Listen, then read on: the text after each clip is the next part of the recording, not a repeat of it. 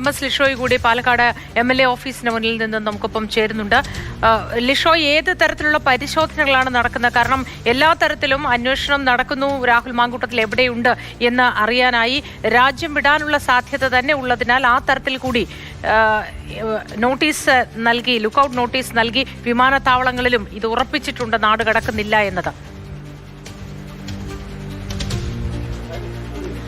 തീർച്ചയായും ഒരു കുറ്റവാളിയെ പോലെ ഒളിച്ച് നടക്കേണ്ട ഒരു സ്ഥിതിയാണ് ഒരു MLAക്ക് ഉണ്ടായിരിക്കുന്നത്. അതുകൊണ്ട് തന്നെ ആ ഒരു തരത്തിലേക്കുള്ള ഒരു അന്വേഷണം കൂടി പോലീസിന്റെ ഭാഗത്തു നിന്ന് നടക്കുന്നു. മാത്രമല്ല, ഇതിൽ ഏറ്റവും പ്രധാനപ്പെട്ട കാര്യമെന്ന് പറയുന്നത് രാഹുലിന്റെ ഫോൺ ഇന്നിപ്പോൾ ഓൺ ആയിട്ടുണ്ട്.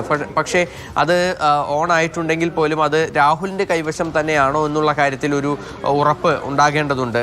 കാരണം മറ്റൊന്നുമല്ല, ഇനിയിപ്പോൾ പോലീസിനെയും മറ്റും തെറ്റിദ്ധരിപ്പിക്കുന്നതിന് വേണ്ടി ഇത്തരത്തിൽ ഫോൺ മറ്റെവിടേക്കെങ്കിലും മാറ്റിയിട്ടുണ്ടോ എന്നുള്ള കാര്യവും ഒരു വ്യക്തതയില്ലാത്ത കാര്യമാണ്. കാരണം മറ്റൊന്നുമല്ല, ഇപ്പോഴത്തെ ഒരു രാഷ്ട്രീയ സാഹചര്യം വെച്ചും അതുപോലെ തന്നെ ഈ പരാതി ലഭിച്ചതിൻ്റെയും പോലീസിൻ്റെ നടപടികളുടെ വേഗവും ഒക്കെ കണക്കാക്കുമ്പോൾ അത് ഏതെങ്കിലും തരത്തിലൊരു അറസ്റ്റിലേക്ക് നീങ്ങുമോ എന്നുള്ള ഒരു ഭയം രാഹുലിനെ സംബന്ധിച്ചിടത്തോളം ഉണ്ട്.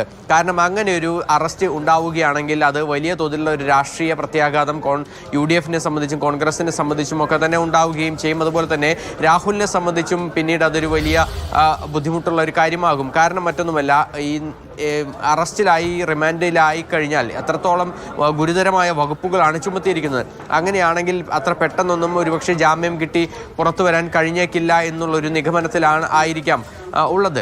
അതുകൊണ്ട് തന്നെ ഈ എത്രത്തോളം നേരം പിടിക്കപ്പെടാതിരിക്കുക, അതിനോടൊപ്പം തന്നെ മുൻകൂർ ജാമ്യം ലഭിക്കുന്നത് വരേക്കും ഇത്തരത്തിൽ പിടിക്കപ്പെടാതിരിക്കുക എന്നുള്ള ഒരു കാര്യമായിരിക്കും രാഹുലിനെ സംബന്ധിച്ചിടത്തോളം ഒരു പ്രഥമ പരിഗണനയായി കണക്കാക്കുന്നത്.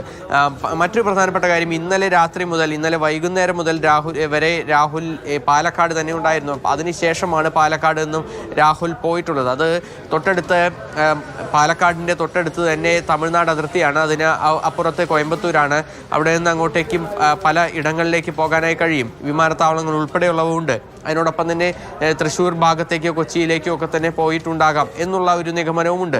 അപ്പോൾ ഈ ഹൈക്കോടതിയിൽ ഈ അഭിഭാഷകനുമായി ബന്ധപ്പെട്ട് തുടർ നടപടികളൊക്കെ തന്നെ സ്വീകരിക്കുന്ന ഒരു സമയത്ത് ഒരുപക്ഷെ കൊച്ചിയിലേക്ക് പോയിട്ടുണ്ടാകും എന്നുള്ള ഒരു കണക്കുകൂട്ടലാണ് പോലീസിനെ സംബന്ധിച്ചിടത്തോളം ആദ്യഘട്ടത്തിലുണ്ടായിരുന്നത്. പക്ഷേ അക്കാര്യങ്ങളിലൊക്കെ തന്നെ ഒരു വ്യക്തത വരാത്ത സാഹചര്യത്തിൽ കൂടിയാണ് ഇപ്പോൾ ലുക്കൌട്ട് നോട്ടീസ് കൂടി പുറപ്പെടുവിച്ചിരിക്കുന്നത്.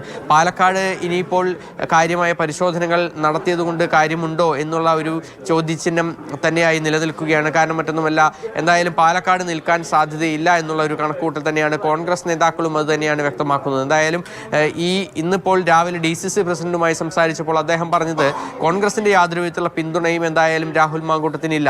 ഈ സസ്പെൻഷനിലായ ഒരു സമയം മുതൽ തന്നെ യാതൊരു വിധത്തിലും പാർട്ടി പരിപാടികളിലൊന്നും തന്നെ പങ്കെടുക്കേണ്ടതില്ല എന്നുള്ള ഒരു കാര്യം തന്നെയാണ് ഉറപ്പിച്ചിരിക്കുന്നത്. പക്ഷേ പിന്നീട് പല പരിപാടികളിലും രാഹുൽ മാങ്കൂട്ടം പങ്കെടുത്ത സമയം എന്ന് പറയുന്നത്, അല്ലെങ്കിൽ അത് പങ്കെടുത്തത്, അതിലൊന്നും തന്നെ പാർട്ടിക്ക് പങ്കില്ല.